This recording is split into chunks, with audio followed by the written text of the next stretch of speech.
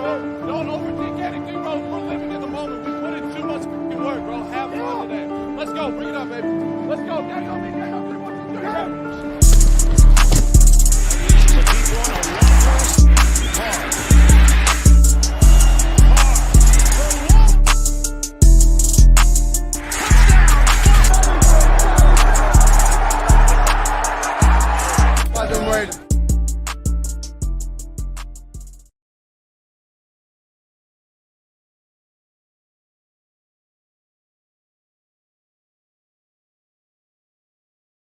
Just stay locked in from start to finish, bro. Don't overthink anything, bro. We're living in the moment. We put in too much work, bro. Have fun today. Let's go. Bring it up, baby. Let's go.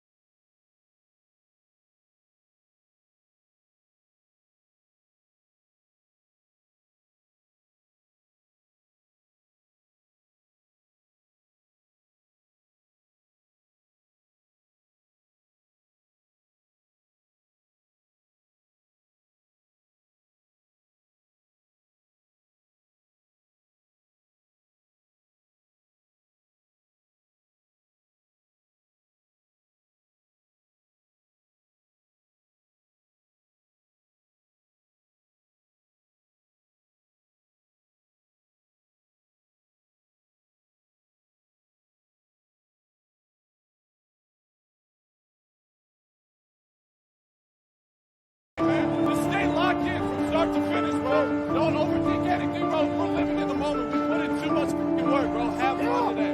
Let's go. Bring it up, baby. Let's go.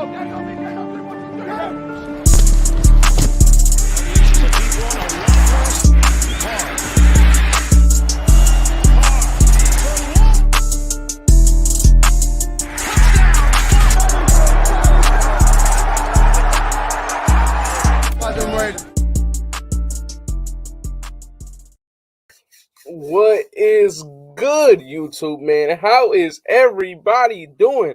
We had a little hiccup, man. I don't know what the hell happened, man. But the thing was saying that my mic wasn't plugged in and all this kind of goofy stuff. But we're here now. We're here now. Shout out to everybody who's already in the building. We got over 50 of y'all. God damn, over 50. You guys stayed for that. Shout out to you guys, man. Renato, Mr. Raider, Joey, Lil Tiger, OG Fade, SVT, Brian, Money, Digital Prez was popping the GOAT. Anthony Estrada, what's up? Compa que pasa was good, Anthony. Sean was good. Hey, shout out to Sean, man. He hooked it up. The Autumn Wind was good. King Juice, Richie Rich, Raiders. How'd you get that? How'd you get that name, Raiders? Man, that's dope. Salvo, SJ, Nick, Bearded Goon, Digital Presses. Where you at?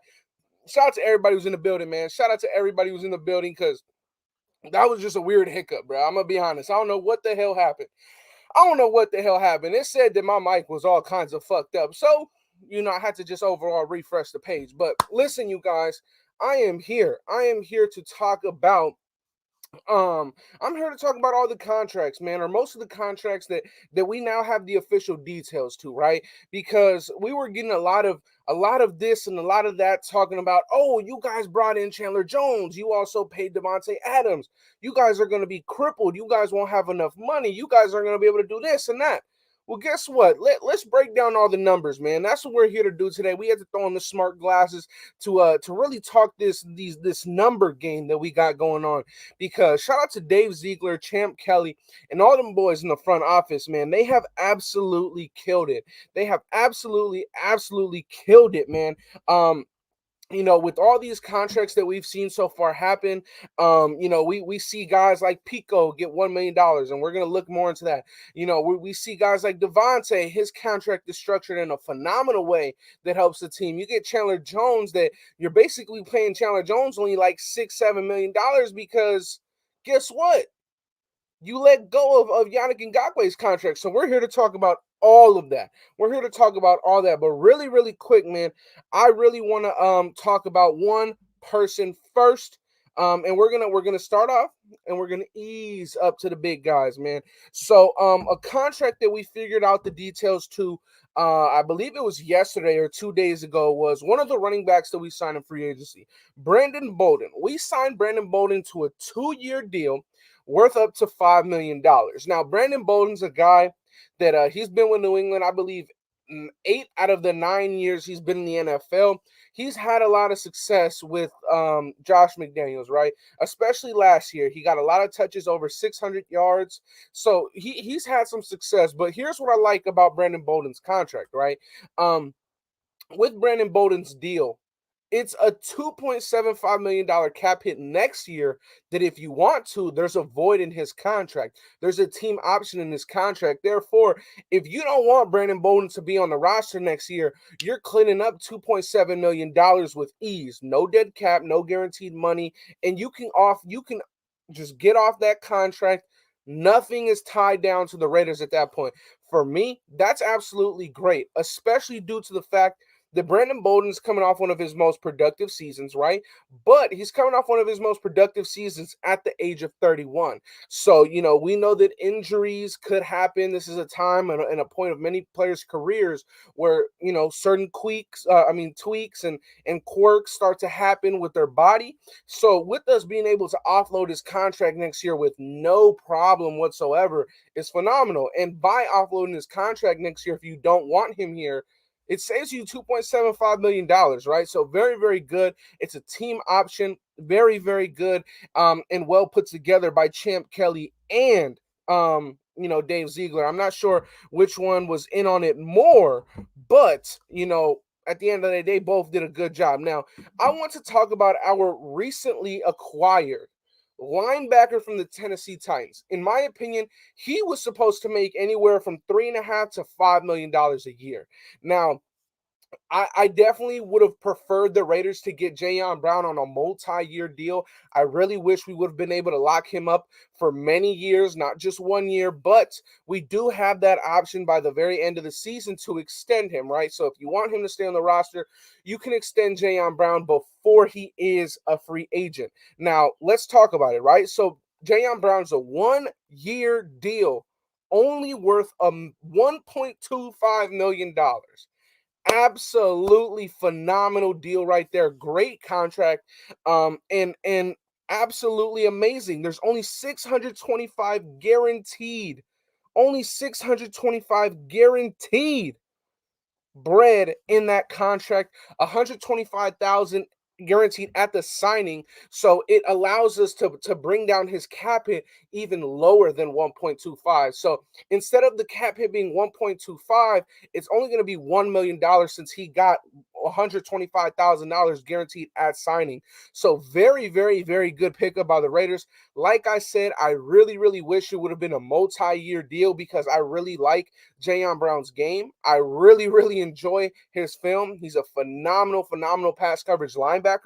It's very, very, very, very good in the way that they set up this deal. Now, like I said, we do have that option. We do have that opportunity to possibly extend Jayon Brown by the end of the season, but it will be a little bit hard. I do think that with him possibly having a lot of reps this year with the Raiders, he came off of a year where he was a little bit down in production because he was a little bit injured, but I feel like he may put up a lot of good film on tape, and I really don't want him to go out and hit the free agent market 2 years in a row because I really feel like a team will then lock him down for many, many years, maybe 3, maybe 2. But personally, I want us to bring him back for more than just 1 year. But I understand why you brought Jayon Brown, and the fact that you only paid him $1 million is absolutely phenomenal. Now, the next guy I want to talk about, right?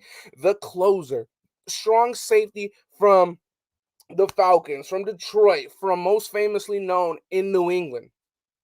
The closer, Deron Harmon. Raiders got him on a 1 year, $1.27 million, 650,000 guaranteed, 76 guaranteed at the signing bonus. So again, just under $1.1 million against the cap due to the fact that he got over 70 grand at the signing bonus. So very, very good, right? We're utilizing that signing bonus when they sign, we're using that towards our advantage, right? So if whenever you sign a guy, right, whenever you sign a guy, you can put him and you can say, okay, we're gonna say that he's gonna make $5 million a year, right? Let's say Deron Harmon had 5 mil, but we got him and we gave him a $3 million on the signing. Then he's only $2 million against the cap. So Ziegler, Champ Kelly, all these guys are really, really utilizing the at signing bonus for our advantage, right? It helps a lot. It helps a ton for the Raiders. Now, um, another thing is with Chandler Jones's contract, something that you have to look at, man. Chandler Jones's contract was only $7.8 million against our cap this year. And some of you guys may be questioning, well, how, if he was getting paid $16.5 million a year, how in the world is he only $7.8 million against the cap? Well, guess what? The Raiders gave him $32 million in guaranteed money. We also gave him over $9 million at signing. So, like I said, again, with us paying Chandler Jones $9 million at signing, or $8.5 million at signing, Chandler Jones's contract now only affects the Raiders' cap for $7.8 million. So we are saving so much money right now with the way that Champ Kelly and Dave Ziegler are structuring these deals, right? A lot of it does have to credit Mark Davis as well, the owner. He's the one that's putting a lot of this money up front for these guys. But at the end of the day, man, I mean, the way that this is getting structured and the way that this is getting utilized is absolutely fantastic. It's absolutely fantastic to see that a guy of Chandler Jones's caliber is only $7 million against our cap this year. That is very, very important when we have this division that we're in, this Russell Wilson, Justin Herbert, Patrick Mahomes, right?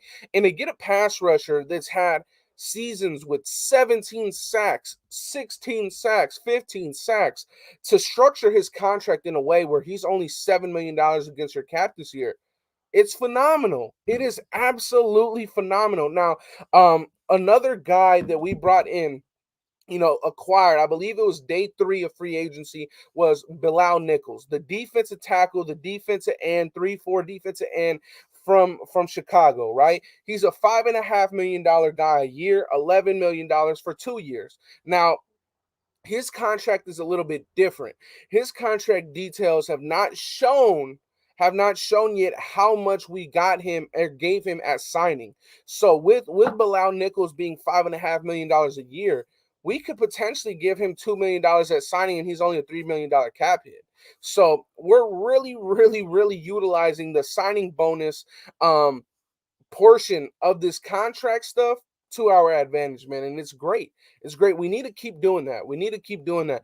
And I feel like where we saw the effect hit us the most was for Davante Adams. For Davante Adams, it absolutely helped us the most, right? Everybody was saying, oh, how can you guys pay $28 million to a player that is just about 30 years old? How are you going to pay him and your quarterback that needs an extension?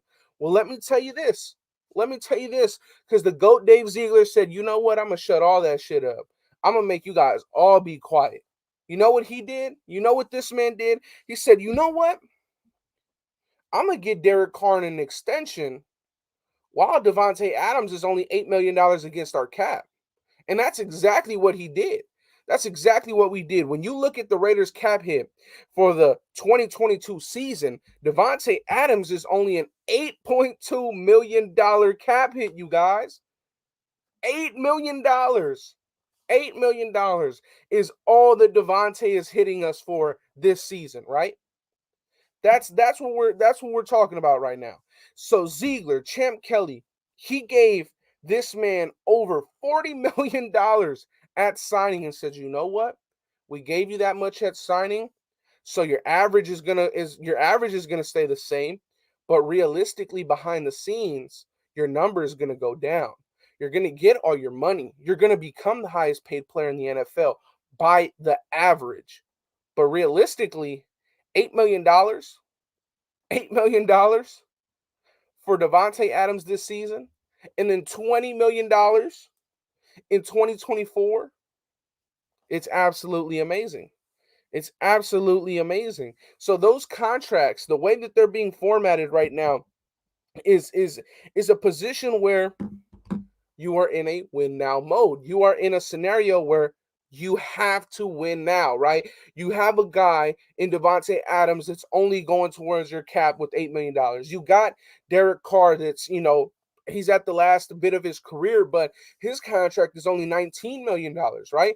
And with the possible extension, you can get Derek Carr all the way down to $6 million, right? If you just give him $13 million at signing, Derek Carr can come all the way down. He can come all the way down to about $13 million. That's phenomenal.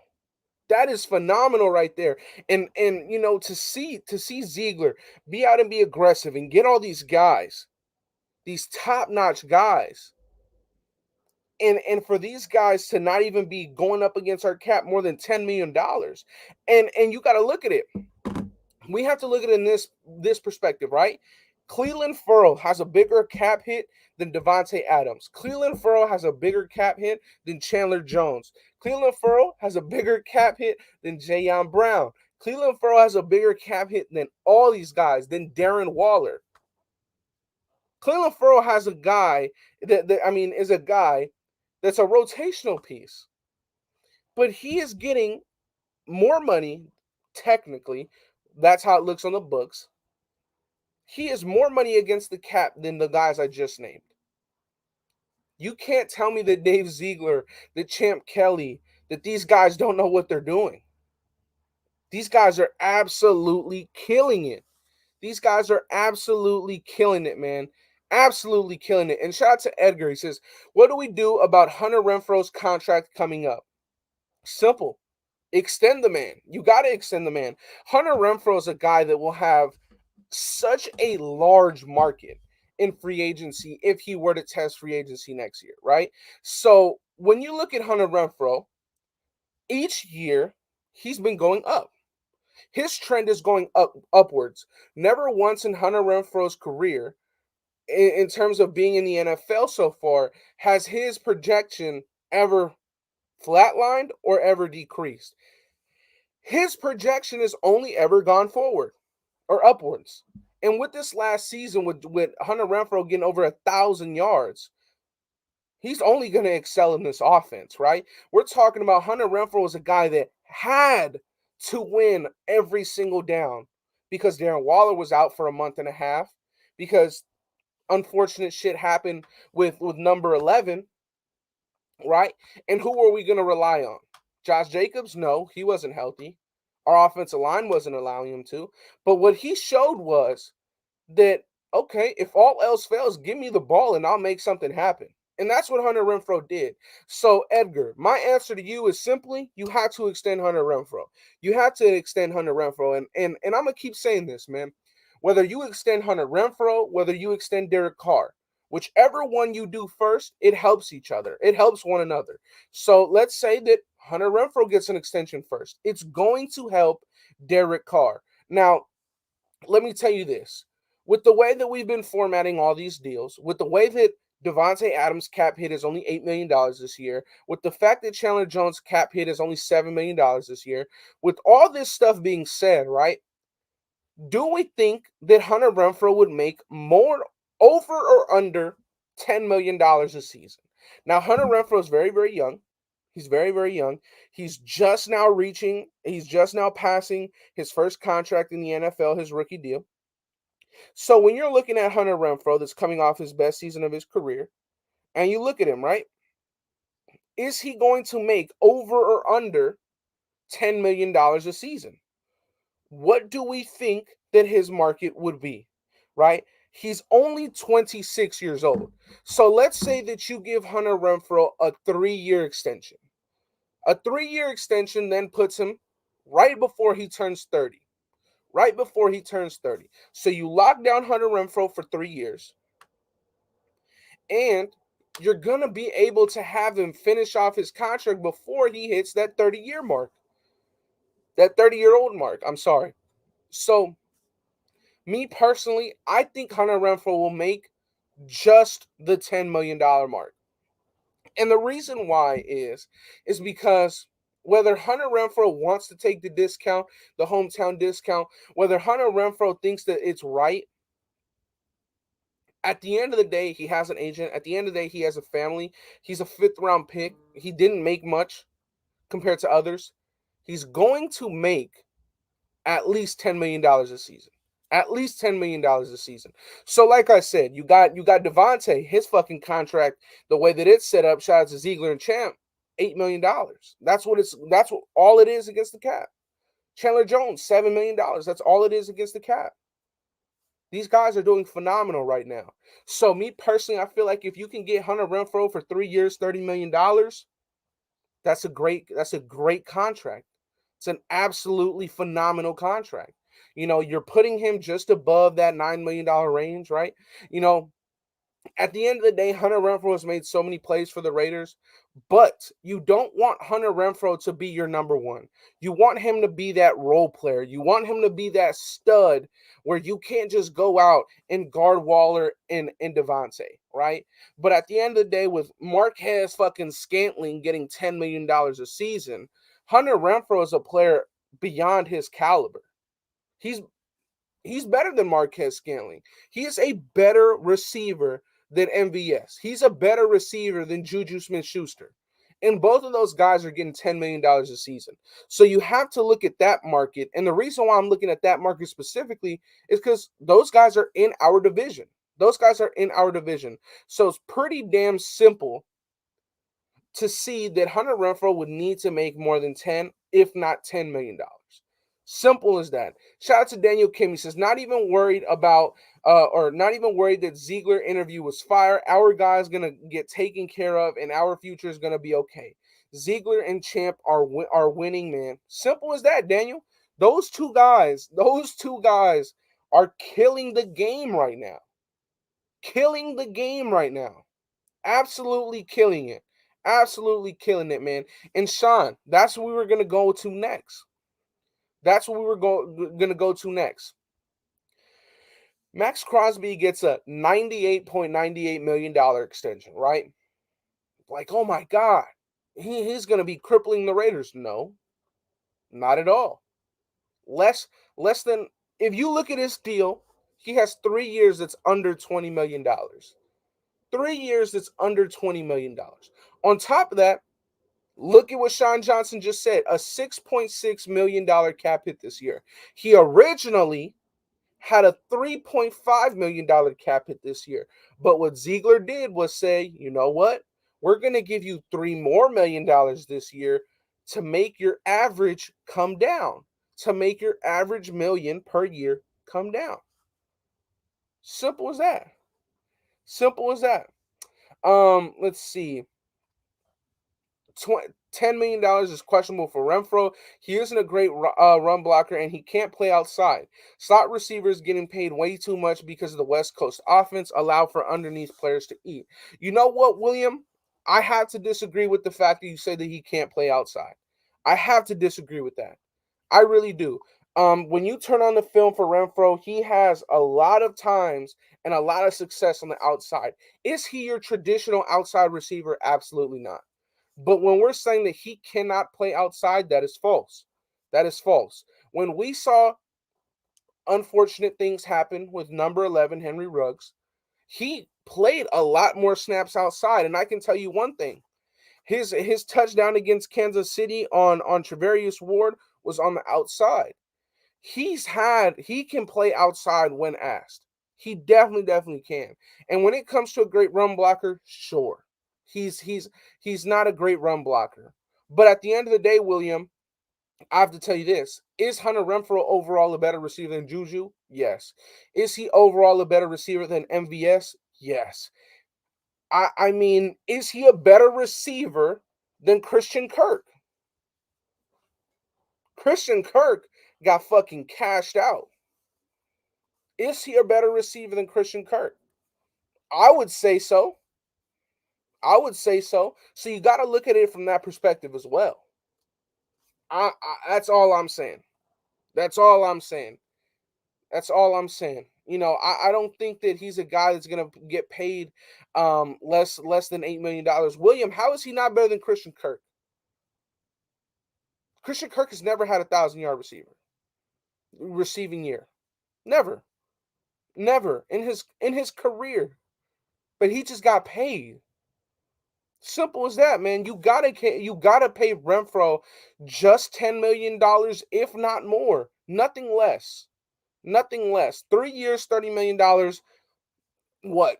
15 guaranteed. So you guaranteed 50% of his contract. Renfro was a Pro Bowler.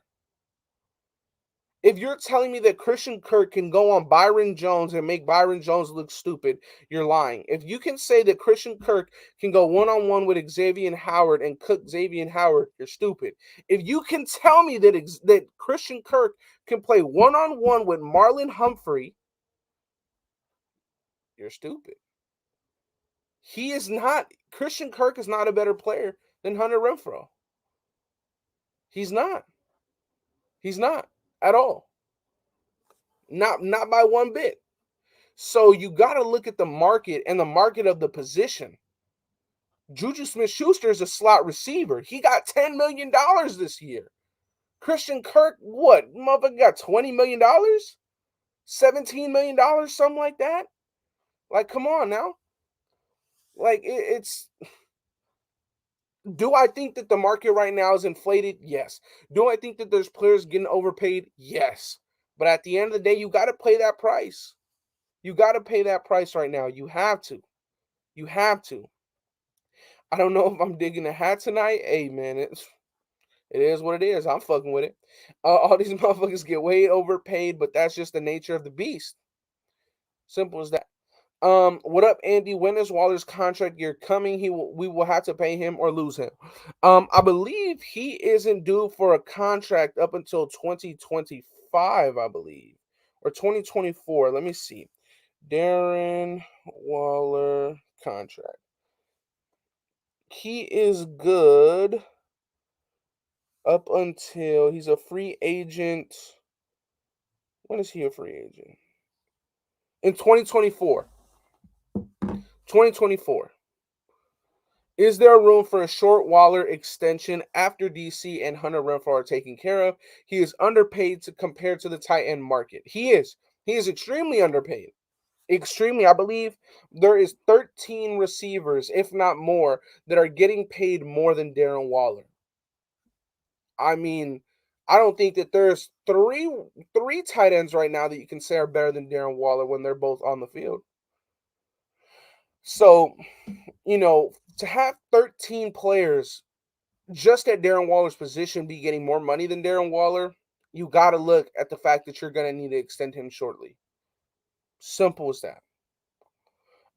Hey, just give Waller some incentives this year, kind of to improve. He deserves more. Julio, if you look at this man's agent and the people that are managing him behind the scenes, they're not going to take that shit. They're going to want guarantees. They're going to want incentives that he can hit easily, like 500 yards. They're going to want incentives like 5 touchdowns.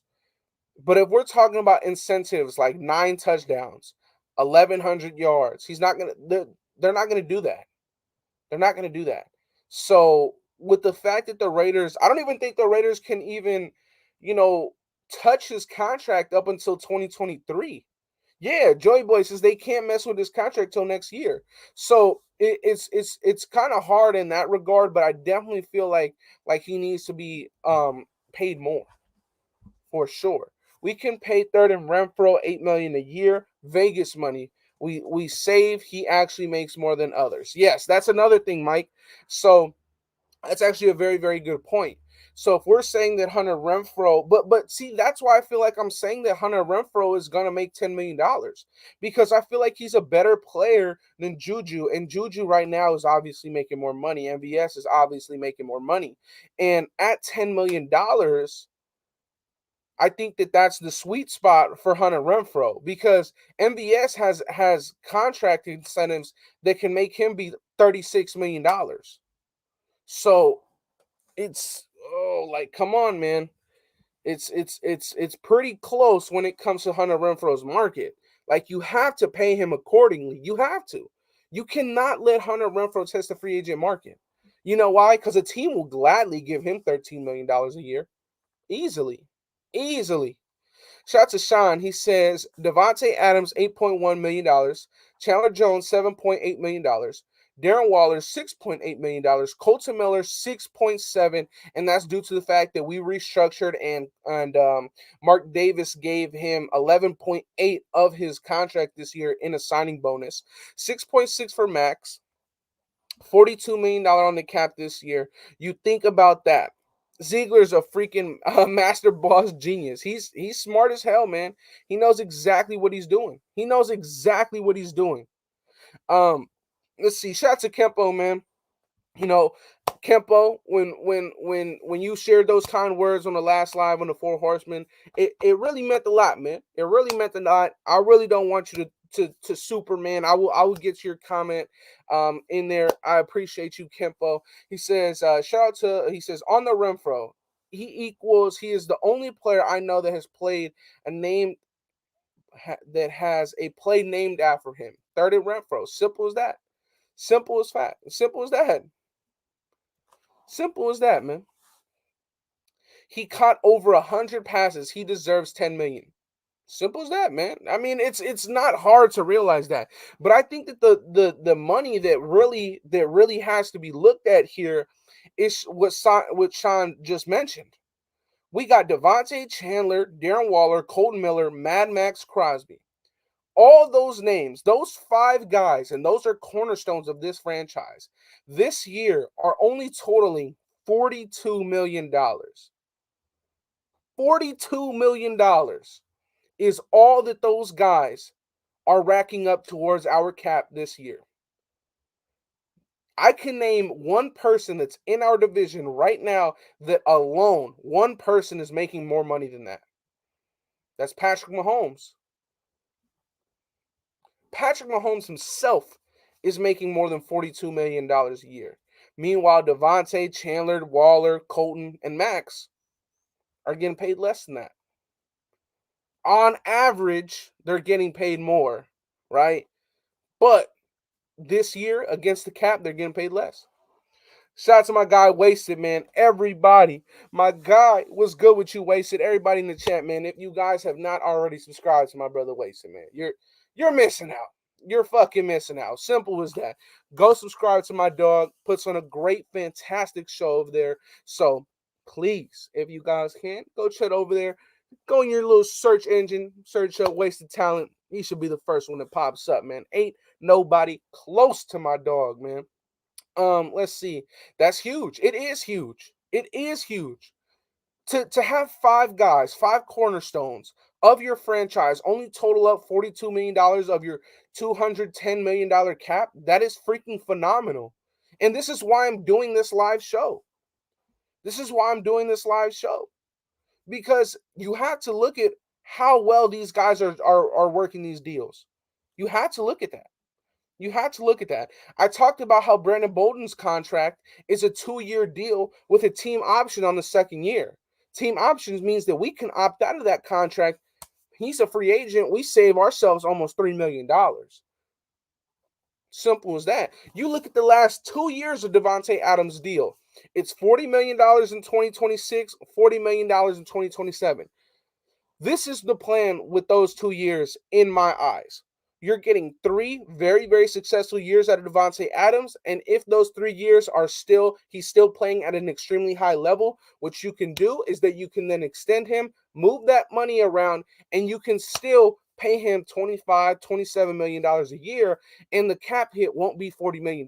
It'll be closer to 20. So with Devontae Adams' deal, with those last 2 years of his deal being over $40 million a year, you can cut him.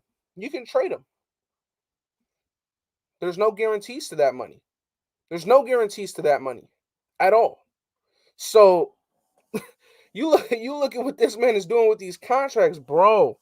The man is a fucking genius. Him and Champ Kelly, man. Him and Champ Kelly. Shout out to El Raider. He says Raiders will have an extra $20 million after June 1st. Exactly. Simple as that. Simple as that. And guess what? June 1st, you're gonna see a lot of guys that maybe shouldn't, or maybe you wouldn't have thought would be on the free agent market, because teams now have to make those cuts. Teams now have to make those spaces, right? At that point, they're gonna have rookies that they wanna push on the roster. They're gonna have all these free agents that they want to fight and put on the roster. There's gonna be a few odd men out that are gonna be like, damn, I never thought that you would be a free agent. Aaron, shout out to Aaron in the chat for putting this comment up, because me and my guy Wasted Talent, who was just in the chat, we will be bringing this to you guys very soon. Very soon. You guys will get a Bilal Nichols film study live on air for you guys to join and watch with us, right? Bilal Nichols, a guy, we talked about his contract. You know, he's a guy that's only making $5.5 million a year, 25 years old, has a lot of potential, right? He played 22 snaps at the nose tackle position. He played 385 snaps at the 3 technique, and he played 285 at the defensive end, at the 3-4 defensive end spots. So he has that versatility amongst the line. He has that it factor when it comes to being able to pass rush, being able to move all along the line to change up and give the offense a different look, right? You can have Bilal Nichols line up on the nose, and then out of nowhere, you can have him line up as a 3-4 edge. So very interesting. What's a 3 technique, 1 technique, etc.? Pretty simple, Aaron. Let's start off with the basics. The center, the nose of the center is a 0 technique. And basically all after that, it just makes sense, right? So a 1 technique is a shade over, a 2 technique is another shade over, a 3 technique is another shade over, right? So anytime you hear me talk about techniques or anything like that, that's just how it starts. The nose of the center is 0. When you hear somebody say that they play nose tackle or they play that 0 tech, that's what they're talking about. The center. They are right in front of the center. When they say that they play that 1, they then shade to the center's right or left shoulder. 2, they now are in the A gap. 3, they are now in between the guard's left shoulder and the gap. So it's all that kind of stuff, right? It's all that kind of stuff. This is why I love doing these breakdowns. We did a breakdown on Rocky Sin, but me personally, my bread and butter is these linemen, right? I played line, I played O-line, I played D-line, and this is my bread and butter. I love doing this kind of stuff. So prepare, be ready to see me and my guy Wasted Talent do a film breakdown on Bilal Nichols very soon. We will have that for you guys very soon. Jacob Johnson too. Yes, Jacob Johnson. You know, me personally, I was extremely heartbroken over Alec Ingold. I couldn't believe it. I said, there's no way that you let Alec Ingold walk through the door. There's no way that you allow a captain, a team leader, a voice on this team walk through the door. But simply, we wanted to upgrade in the blocking. That's what it looks like. That's just what it looks like. At the end of the day, Josh McDaniels saw Jacob Johnson as a better blocker, which he is.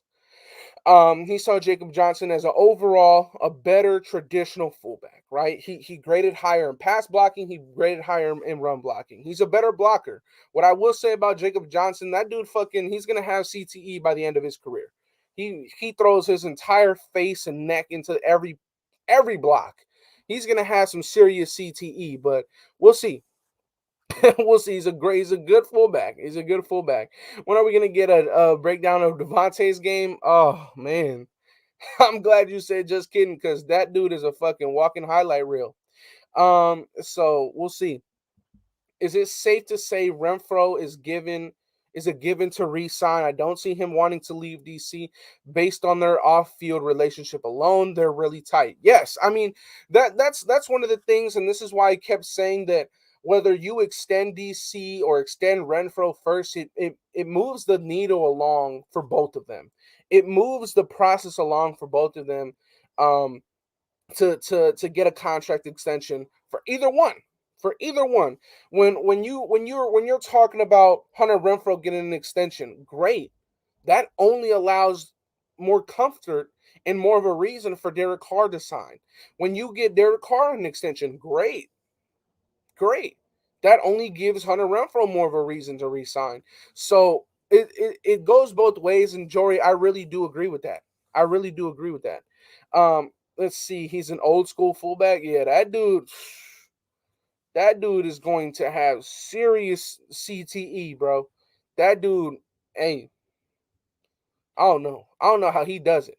That dude is like he is a offensive guard at heart, but in the body of a fullback. So I don't know. Shout out to Jacob Johnson. He's gonna create some mean run lanes for Josh Jacobs this year. Very, very, very, very mean run blocker right there. Was good, Andy. The gut was good with you. Anti was popping, man. But look, you guys, when I came on here, I really just wanted to talk about these contracts, right? You have the Brandon Bolden contract that you have the team option, you have the team option to where they can back out of the deal. They don't have to pay him that money, and you save over $3 million if you don't want Brandon Bolden on the team no more.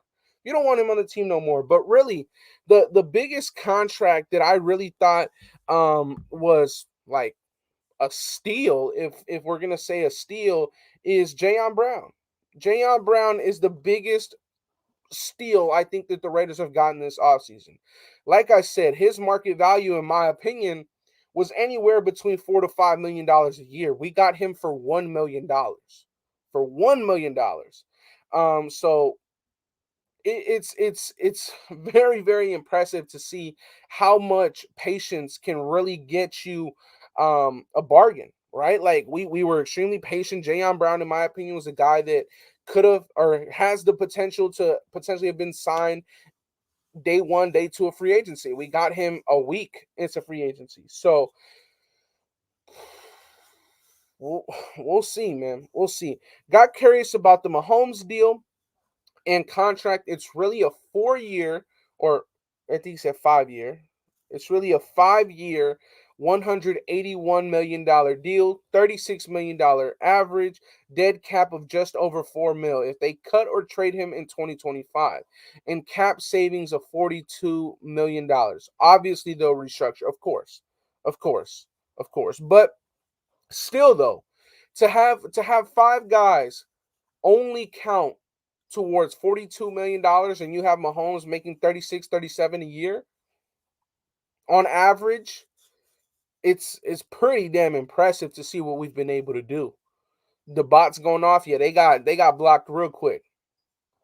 A lot of 1 year deals, yes, that is true, OG Fade. So my only thing is that I feel like we may be in the same position next year. That's my only thing, right? Last year we came into this offseason knowing, okay, we're going to have a bunch of defensive tackles that we still need to look at because we don't have the answer at defensive tackle. And in my opinion, it's kind of the same right now with what we're doing in terms of these linemen, in terms of these linebackers. It's kind of the same. It's kind of the same because I don't see any of this stuff going long term. I haven't seen any of these contracts go long term. Like, not one of these besides Chandler Jones, who was a three-year deal, and Devontae Adams, that was a 5-year deal, go long term. And realistically, Devontae Adams' contract is only a 3-year deal. Realistically, it's only a 3-year deal. So, I mean, when you're looking at that, we gotta kind of see. We gotta kind of see. So his contract being $40 million in cap, right? When you go into 2026 and 2027, it gets real interesting. It gets real interesting. If we don't make a new contract for Jacobs, then exercise a 5th-year option, bro, I don't know if I want to exercise the 5th-year option on Jacobs, right? Josh Jacobs is a guy that if you exercise his 5th-year option, you are paying him as if he's a top 10 running back, right? And I completely understand that Josh Jacobs very well could be regarded as a top 10 running back when healthy, right? Because in 2020 or 2019 and 2020, he had fantastic numbers, right? I believe he went over 12 touchdowns in 2020 and he had over 1,100 yards in 2019. In each of those years, I think he fumbled a total of 1 time in 2 seasons. So very impressive, right? But at the end of the day, when you're looking at what have you done for me lately, it's a little bit skeptical when you're talking about Josh Jacobs, right? Because he's coming off his worst year of his career. He's coming off of a year where he got plagued with injuries. But the thing is that he is now coming into a system that's running back by committee that'll allow him to be fresh, that will not overutilize Josh Jacobs, that will not exhaust Josh Jacobs, right? So when we're talking about Josh Jacobs, he very much well could have the best season of his career, or to his standards, he can have another down year. He can have another down year. In my opinion, this may come and shock a lot of you guys. I honestly feel like Kenyon Drake is going to be the guy in the backfield that's going to take over this season. I think that Kenyon Drake will be that guy. When we're talking about what this system demands with Josh McDaniels, I think that Kenyon Drake just has more to offer. He has more to offer in terms of a pass catcher. He has more to offer in terms of breakaway speed. He can do more than Josh Jacobs. I don't know if he's better than Josh Jacobs in terms of a pure runner. But at the end of the day, when you're looking in and you're bringing in a guy like Brandon Bolden that had over 600 scrimmage yards last year, 400 of it being passing yards or receiving yards, I immediately think of Kenyon Drake and how much damage he could do in this offense. So I'm interested to see how it all plays out, but at the same time, I am still a little iffy on exercising that 5th-year option for Josh Jacobs. I don't know if it's the smart thing to do because he has shown that he could be a top 10 back. I seen it. We seen it. We all did. In my opinion, his rookie year and his sophomore year, I honestly felt that he was a top 10 back in this league. But the trajectory right now that he's gone, it went up, and then it took a nosedive. It didn't flatline. It didn't stay the same. He didn't go up. It took a nosedive. His production dropped.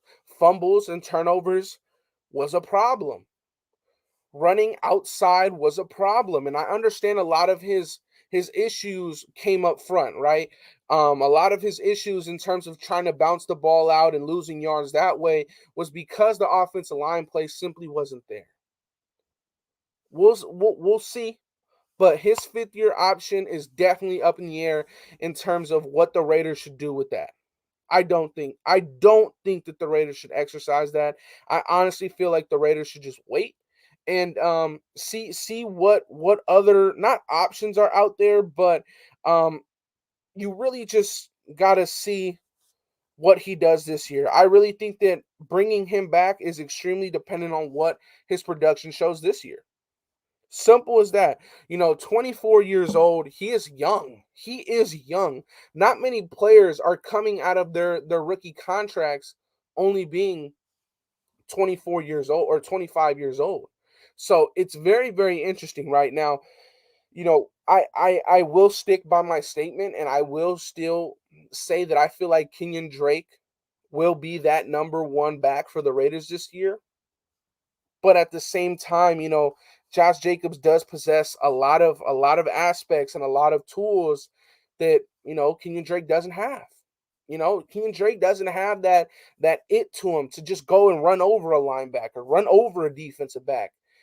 Kenyon Drake is not a guy that can consistently run in between the tackles. Now, my only issue with Josh Jacobs, in my opinion, is that right now, I feel like maybe with him being so young,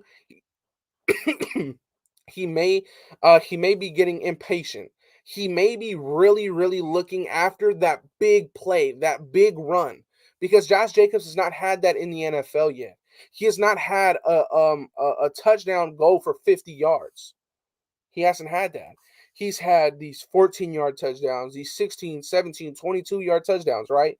But last year, seeing Josh Jacobs try to bounce the ball out a lot and losing us a lot of yards, it was kind of scary, right? Because I would go back and I would watch the film and I'd be like, hold on.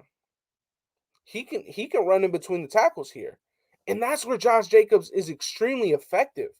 I've seen Josh Jacobs get 11 and then 12 and then 8 and then 9 yards, one after another after another. That's just as effective to me as popping one long one. So I really want to see Josh Jacobs kind of come back, lock in, and be that in between the tackle runner that we all know he could excel in. I really, really want him to be back. I really do, but I'm not too sure if it was purely O-line. I'm not too I see Gabe in here. He says Josh's regression was partially due to our trash O-line. I think his regression was 100% due to the offensive line. 110% due to the offensive line. I really do. I think that the offensive line was, I believe, what was it, the bottom in the NFL in terms of run blocking, or at least 29th or 30th in the NFL in terms of run blocking. I have many problems with how the offensive line played. Many problems with how the offensive line played. And I also have to blame a bit of his regression on Tom Cable. You know, he's coming off of potentially one of the best seasons of his career. No, his sophomore year was his best career year. His sophomore year was his best year in the NFL, right? And then you go out and you absolutely just tear down his offensive line. And on top of that, you go out and change the scheme in which he was just running in for 2 years. So you tear down Rodney Hudson, you trade away Gabe Jackson, and then you're stuck with Andre James, you're stuck with John Simpson, and Tom Cable says, you know what? We're going to implement a zone gap scheme, which is not what he was used to for the first 2 years of his NFL career. So personally, I do have to blame the offensive line and the offensive line coach because it was poorly executed. It was poorly executed. So we'll see. Is this a new look? Is this Andy new look? Huh? That was confusing. Shout out to Mr. Ruiz. Cable was a clown. Jacobs' best film is against Green Bay. Jacobs had some phenomenal film against Green Bay. Phenomenal film against Green Bay. But you know, I don't even know how we started this conversation in terms of Josh Jacobs. Oh, somebody asked if we should exercise his 5th-year option. In my opinion, the answer is no. I don't think we should exercise his 5th-year option. I think that you can actually go out and let him hit the free agent market, show him that there's possibly not that many suitors out there for him, and you know, bring him back. Bring him back. Let's see. EC says Jacobs' 5th-year option is $8 million a year. That's doable. They can pick up his option, then extend him to keep his cap numbers lower than $8 million for 3-4 years. 5 years, $49 million. 9.8 average. Really 3 years, $24 million. I would not want his contract to look like that. Because you're saying that you're paying Jacobs almost $10 million a year, and I understand what you're getting at, though. You know, really it's 3 years, $24 million, $7 million a year. I would be fine with that. I would be fine with that. But you know, at that point, if you're gonna work on a 5th year and an extension, you know, you kind of wanna do that. I feel like just go out and extend Hunter, go out and extend these guys that you know are going to make plays week in and week out, and kind of just let him test, right? Let him test the waters, let him get his feet wet in free agency. But while doing that, have an offer ready for him. Have an offer ready for him. But I wouldn't mind that, right? I wouldn't mind that. But at the same time, $8 million, you guys, $8 million is it's a lot for a running back. It's a lot for a running back. And with our new scheme, I'm not sure. I would have to go back and look. I obviously don't think that Josh McDaniels has ever had a Josh Jacobs that he's worked with, or somebody of that caliber, right? Not off the top of my head, but at the same time, Josh McDaniels has never paid a running back $8 million a year. Obviously, Josh McDaniels is not the one making the contracts, but I don't understand if he will, with this new regime that we're building, pay a running back $8 million a year on top of that, give him an extension that's $7 million a year. So it's something to look at for sure. I wouldn't be opposed to it, but at the end of the day, I just don't think that Jacobs will honestly be a hot commodity going into this next offseason from Josh McDaniels. I don't think so. I don't think so. Bro, they used Blunt and Damian Harris. Yeah, like I, it's gonna be interesting. George says we're gonna be running back by committee this year. Sadly, Jacobs will probably be gone. You know, there's nothing wrong with Jacobs being gone, right? Like Jacobs has never done anything bad by the Raiders, but we saw Yannick. We saw Yannick, right? He had to leave. Yannick had to leave. He necessarily never did anything wrong by the Raiders. It's just what happens, right? New coaches, new scheme, new fits, and shit happens, right? it's not really it's not really anything against Jacobs. It's just the business. It's just the business. But do I want Jacobs to finish his career and be a Raider for life? Yes, I do. But at the end of the day, I know some people may say it's not my money, but it's the money of the team that I love, and I want this team to win. Do I think that this team has better chances of winning with or without Jacobs making $8 million a year? It's questionable. It's arguable, but it is what it is. It is what it is at the end of the day. Something that I want to talk to you guys about, right? Do you guys believe? Do you guys believe that right now, with the roster that the Raiders have, do you think that we need another defensive tackle or a safety more right now? Do you think that the Raiders need a nose tackle more or a safety more at this current moment? I want to know which position of need do you guys think that the Raiders need more right now? Me personally, I think nose tackle is the biggest glaring need on this team right now. From what I'm hearing, these coaches and these staff members say, it seems like they're pretty damn confident on what we have in the room in terms of our offensive line. I would have 100% said offensive line, but these guys seem extremely, extremely comfortable right now with the offensive linemen that are in the room right now. So if that's the case, I'm gonna move and I'm gonna pivot to safety and defensive tackle. Right, we have a hole at safety. I understand we got Deron Harmon. He's a starter. He can definitely start for the Raiders if need be. But who do you think, or what position do you think is bigger right now? I see Thor says DT safety. We need a safety. DT safety DT. So it's looking like everybody's agreeing. It's looking like everybody's agreeing right now, or for the most part. So let me ask you this: Honey Badger could be getting what? What could Honey Badger be getting? Honey Badger could be getting anywhere between $10 and $11 million a year. I think that that's a fair range for him. He made $15 last year, $15 million with the Chiefs last year. So it's fair to say that his range is 10 to 11, right? Would you guys rather spend 10 or 11 million dollars on Tyrann Mathieu, or would you rather get Eddie Goldman and an Ndamukong Suh? I think Eddie Goldman, you can get him for $7.5, $8 million a year. I think you can get Ndamukong Suh for $6 million a year. See, so X Raider Nation says says 14 mil. So if he gets $14 million, right?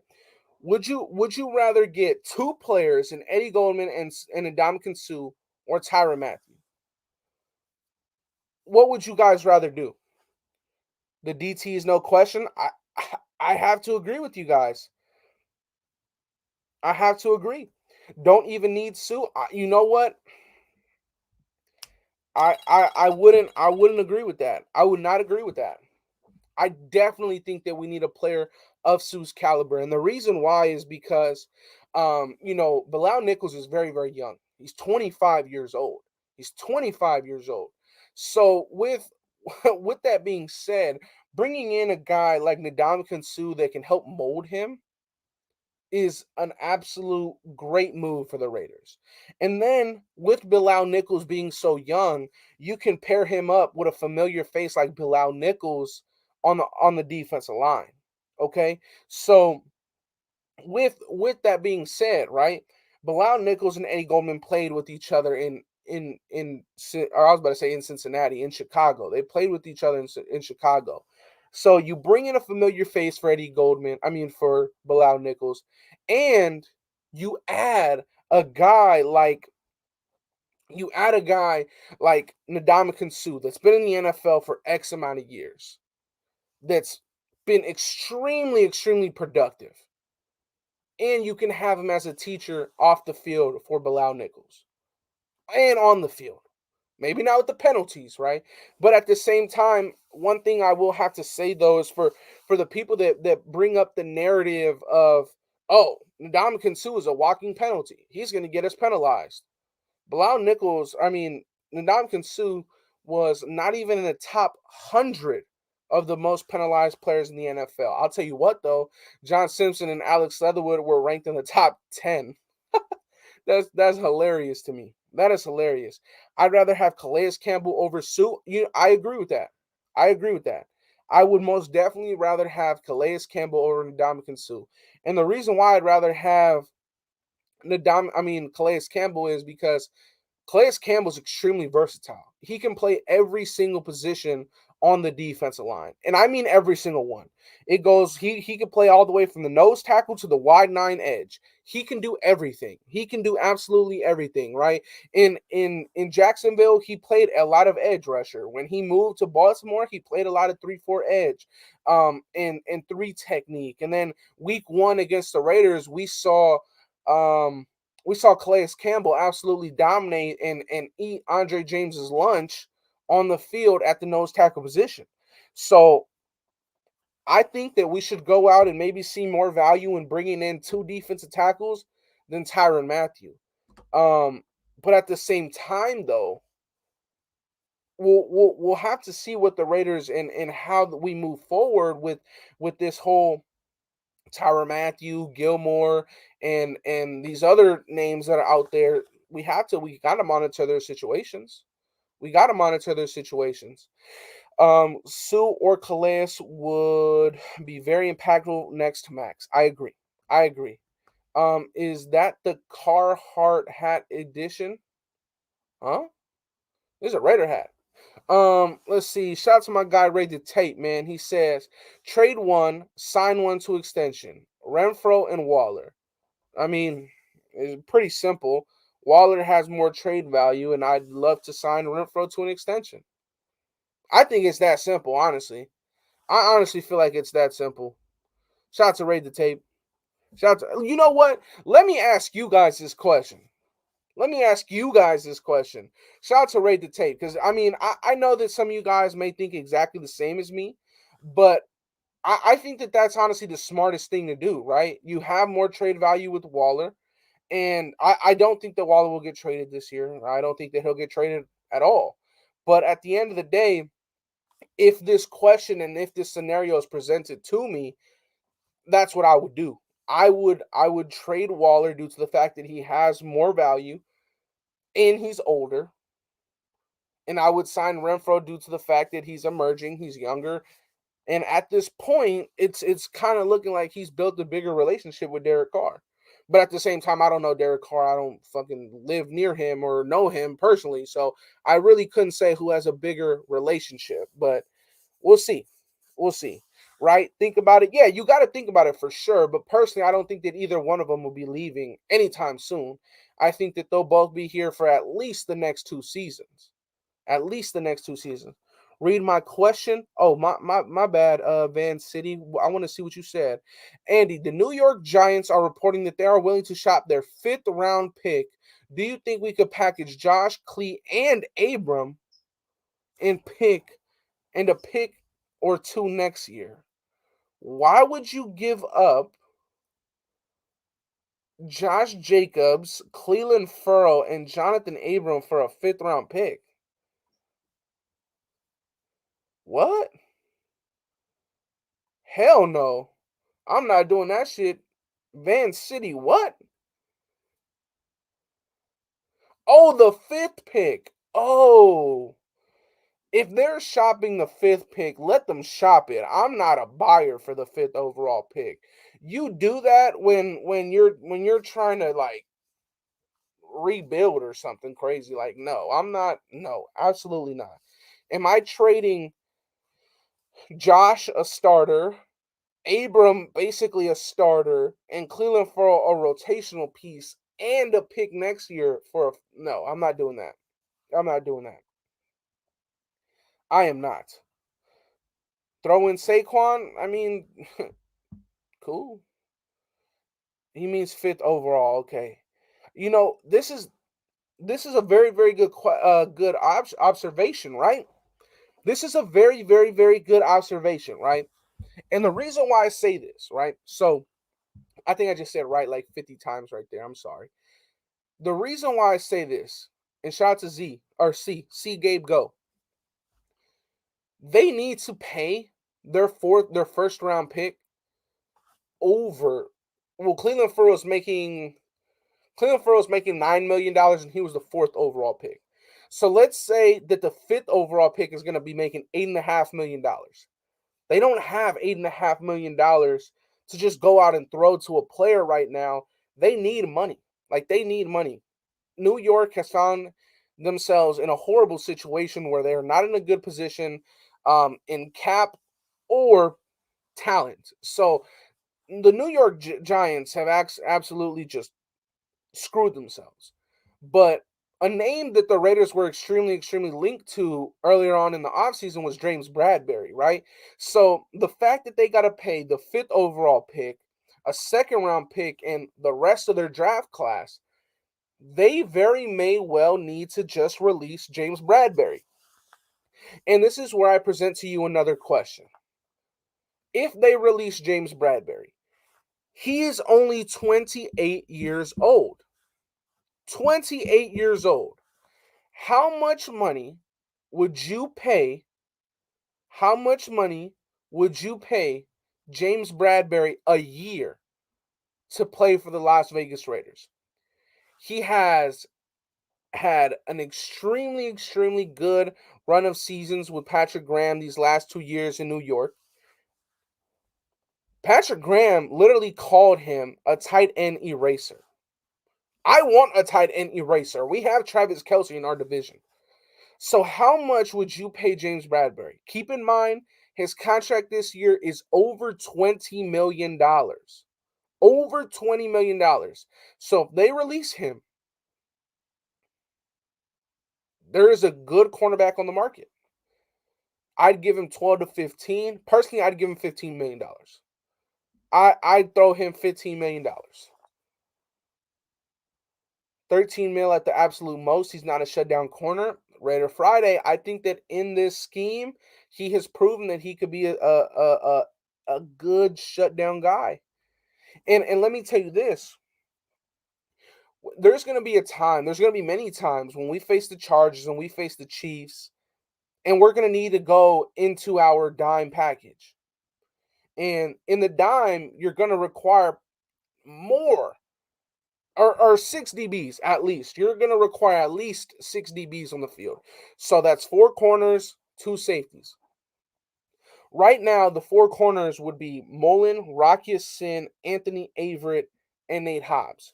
Those would be the 4 corners. That's a very stout group. That's a very, very good group. But let's take out Mullen And let's say that now your group is Mullen. I mean, your group is now James Bradbury, Anthony Averitt, Rocky Sin, and Nate Hobbs. That's a very, very strong group. It went from good to great. In my opinion, that's a great cornerback room. Great depth, good versatility. I would be very, very, very interested in bringing in James Bradbury with them having to pay so much money towards their cap. And I think Raid said that the draft goes separate. I'm pretty sure the draft goes towards your cap hit.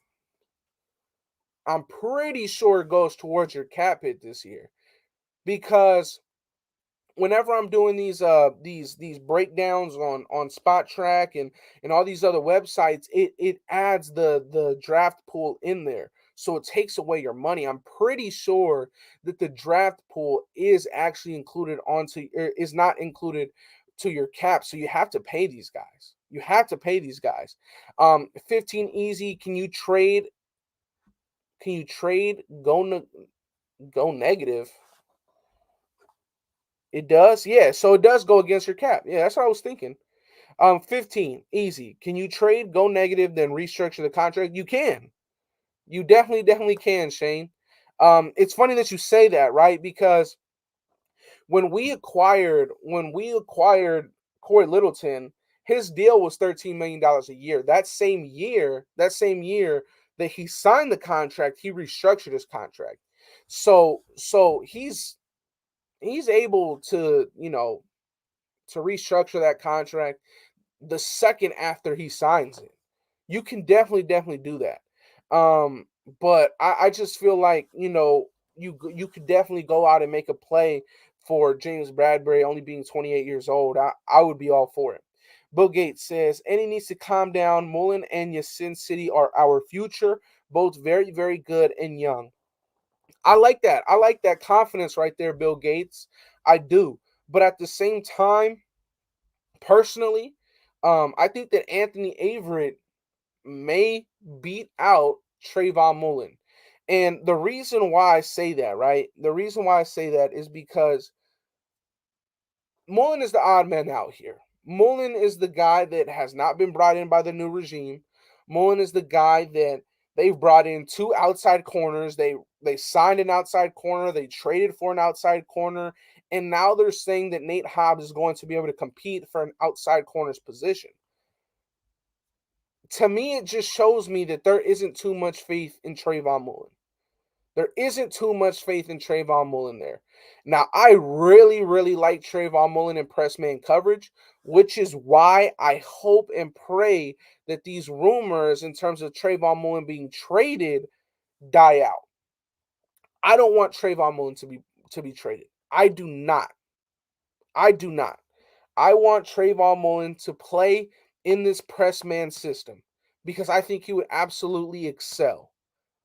But what I will have to be honest with is I've watched Anthony Averitt film, I've watched Rocky Sin film, and I've watched every single game of Trayvon Mullen as a Raider. And what I will say is that those two guys that they brought in are better than Trayvon Mullen overall. Do I think that Trayvon Mullen can be better than Anthony Averitt? Yes. Because he has that skill set and he has that tool set. I do think so. But do I think that this new regime going out and signing an outside corner, trading for an outside corner, sees that far into the future with Trayvon Mullen? I'm not too sure. I'm not too sure. But I really, really want Trayvon Mullen to stay. I really, really want Trayvon Mullen to stay. Really, really want Mullen to stay. That man, dude, his skill set and press man, it's there. It is there. Andy Mullen was the man 2 years ago. Madden rating over 80. I'm dead. I'm dead. Shout out to Bill Gates. Rate the tape says Averitt over Mullen. I could definitely see Anthony Averitt beating out Trayvon Mullen by the start of the season. Definitely could see that happening. Definitely could see that happening. 100% could see that happening. Mullen can play man to man, but not good in zone. But this is what I'm saying, Teen Raider, and I'm not worried about Mullen not being good in zone. And the reason why I'm not worried about that is because none of our corners on the roster are good in zone. None of them. Anthony Averitt is not that good in zone. Anthony Averitt is probably the best corner we have in zone. And the reason why he's the best is because he's been in the NFL for longer. But bro, Rock Sin is not that great in zone. He excels in man coverage, but he's not that great in zone. Trayvon Mullen is actually ass in zone. Like, he sucks in zone, but he's very damn good in man coverage.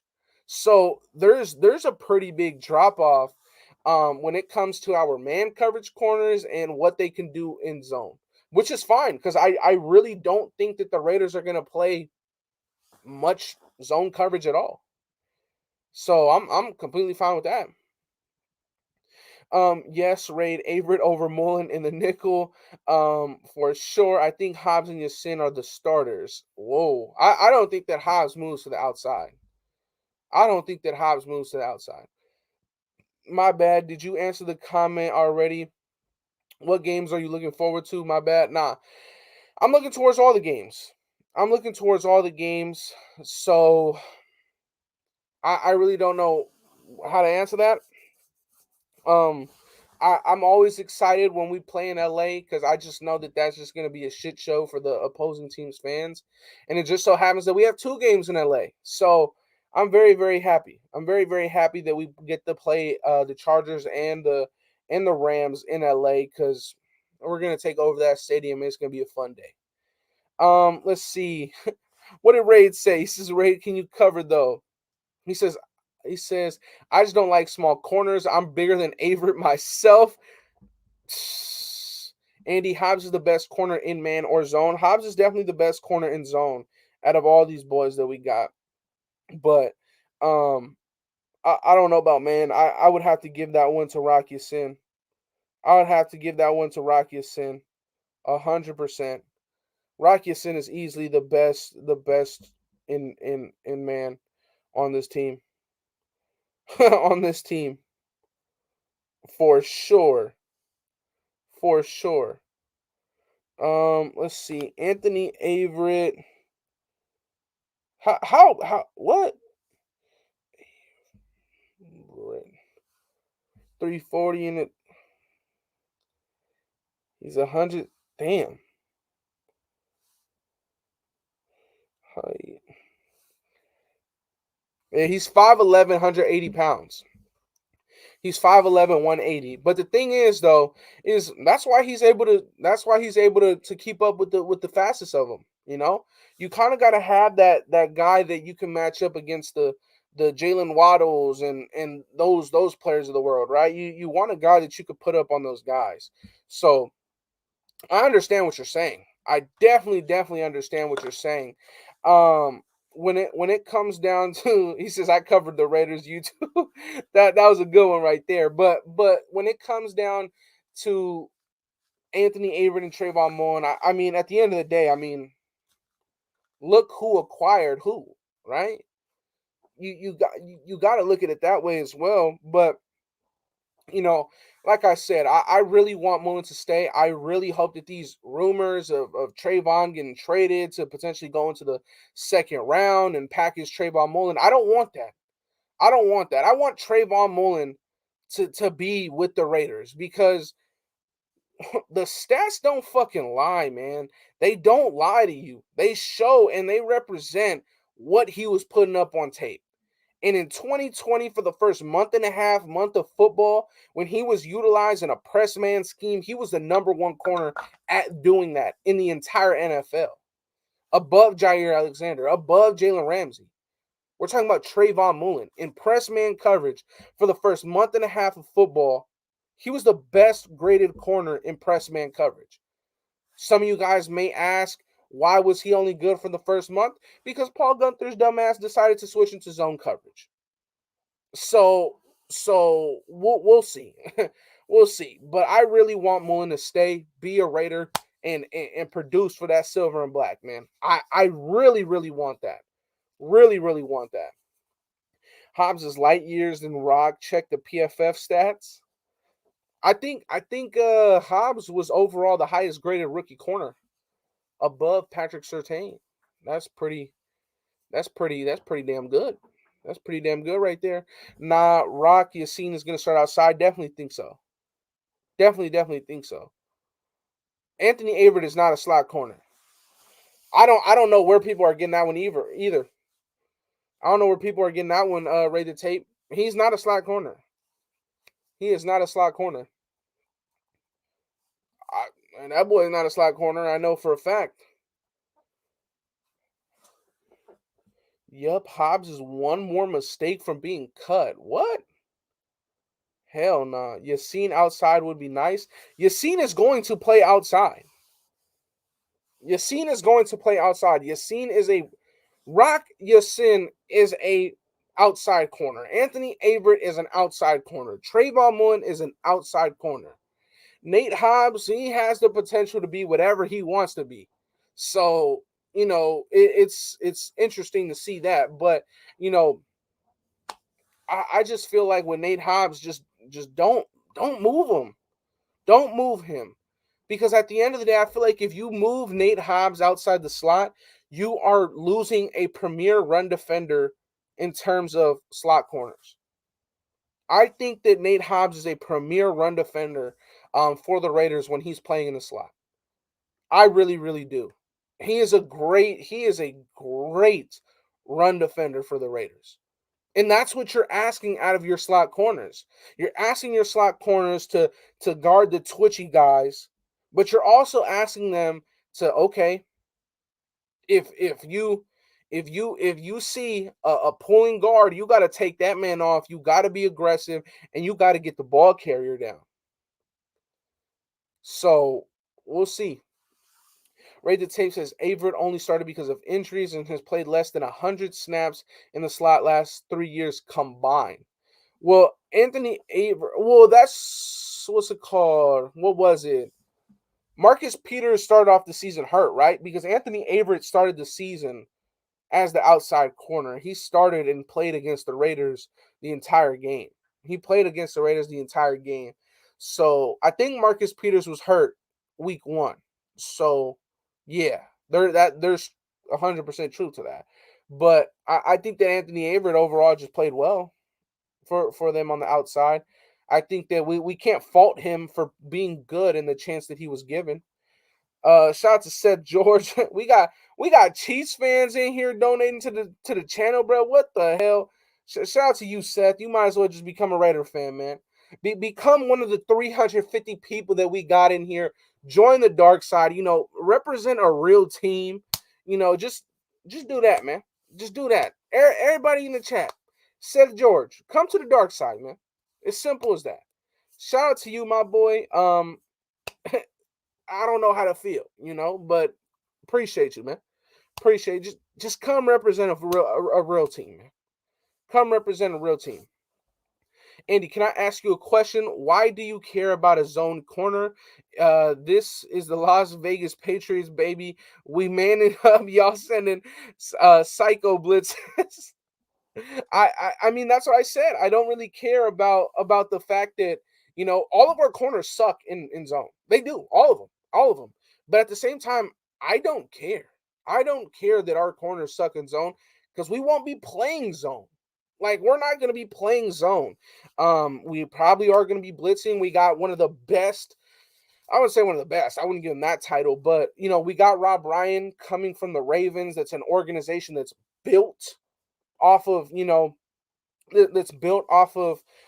crazy and exotic blitz packages over there in Baltimore, and he's bringing that knowledge over here to the Raiders. So very, very interesting to see. But I definitely agree with Vic Sacramento. He says, ain't no Las Vegas Patriots. Facts. We the Raiders. He says, facts. Averitt did play well. I just don't want to get too overhyped like we always do. That's also true. But Anthony Averitt, that's another guy that me and Wasted will be doing a live film study on in the near future as well. So we'll definitely check out Anthony Averitt's film. And we'll be watching every single snap that he played against the Raiders. He had like a pick against the Raiders. He played pretty good, but his pick was fluke. It was off the helmet of Willie Snead in the overtime. It was that. But I'm not going to discredit him for getting a pick. He says, I like how you have, but why if I was a Raiders fan I couldn't either enter the stadium if I got the jab bioweapon? Huh? The jab bioweapon. But facts. Facts. Salute Jack. Salute to Jack in the chat. He says, right, yeah, simple as that. Just gotta mature up, but still young. Can't keep fucking up, but for sure, facts. Facts. And that's a fact. If y'all take Matthew, then I might need to take this off season off. Listen, Seth. Like I said, bro, just come over to the dark side, man. Just come over to the dark side, man. Averitt hella trash. He had one lucky year. Stop getting excited for nothing. I understand how you can have a lucky play, a lucky day, a lucky week. I don't understand how you can have a lucky year. That's a lot of luck that just now becomes to just, why are we not giving the man credit? That's a lot of luck, in my opinion. That's a lot of luck. We would jump that fool into the dark side. Hey, I'm with it, Richie Rich. Not really. No, I'm with it. He says not going to happen. Nothing but love. Hey, man, appreciate you. The Chiefs have the worst defense in the division. Good luck. That's all I got to say with the Chiefs. But you could, invitation's always open. Invitation's always open. Yeah, Averitt lucked out, locking down Tyreek. Yeah, it's a lot of luck that goes into that, right? Like, I wouldn't necessarily try and say that that someone had a lucky year or a lucky season. I don't really think it happens that way. I think that someone that put their work in, got rewarded for an entire season like Anthony Averitt did. I thought that Anthony Averitt was going to be making $7 million a season. For the Raiders to get him for $4.5 million, again, shows that patience is a virtue. We got players on good deals. Same thing with Bilal Nichols. Bilal Nichols, good player. I thought that he could have been making maybe $7 million a year as well. He got 5.5 a year. Pretty damn good, right? Pretty damn good. Jayon Brown, $1 million or $1.25 million with the 125,000 that he got approved at the signing bonus. It's fantastic, right? It's only a $1 million cap hit. It's absolutely phenomenal. Absolutely phenomenal. Let's see. It says, "Yup, just proved my point." Huh? What's good with the gingerbread man? Let's see. Let's see. Let's see. Jayon Brown is going to be a beast. Absolutely. And for $1 million, that's fucking phenomenal, man. Raiders are scary. These moves have the whole AFC shook and wondering. Bro, you're a Raider fan, bro. Like, come on. You are a Raider fan. Simple as that. Simple as that. We got Jayon Shady Business. I don't know where you've been for the last, I believe, week. But yes, we got Jayon Brown. He is a baller. He is a baller. I'm with it. But listen, you guys, we've been on here for about an hour and a half now. I appreciate you guys. We had just under 400 of you guys in the building tonight. One thing I always got to say to end off my shows, man, if you guys are new, please hit that like, please hit that subscribe button. We are super, super close to reaching 5,000 subscribers. We are less than 300 subs away now. Like, y'all are crazy, man. I love the Raider Nation so much. But really quick, before I go, if you guys are taking the trip out to Vegas to the draft and want to spend some time with the Four Horsemen, me, Hammer, Graf, Wasted, we will all be there. This is just one of the places that you guys can meet us at here at the Ahern Hotel, 300 West Sahara Boulevard. Me and the rest of the Four Horsemen will be there, having some fun, chopping it up. We'll be doing live You can be there while we're podcasting, having some fun, talking about the Raiders, all that good stuff, right? There will also be a flag football game that if you'd like, you can attend the Friday morning of the draft. We are still trying to lock in and confirm which field and which park we will be at. But the second we get that, we will let you guys know. So like I always say, Raider Nation, pull up, show your love and support to the Raider Nation. But that will be it for tonight. Really quick, Edgar says, you just don't want to become a Raider overnight. It's embedded in your genes. It's a culture, etc. Facts, facts, Edgar, facts. But listen, I'm um I'm gonna head out. I hope every single one of you guys have a blessed night. As usual, stay safe, take care, and yeah, we'll be here tomorrow. We will be here tomorrow. I love y'all, nation.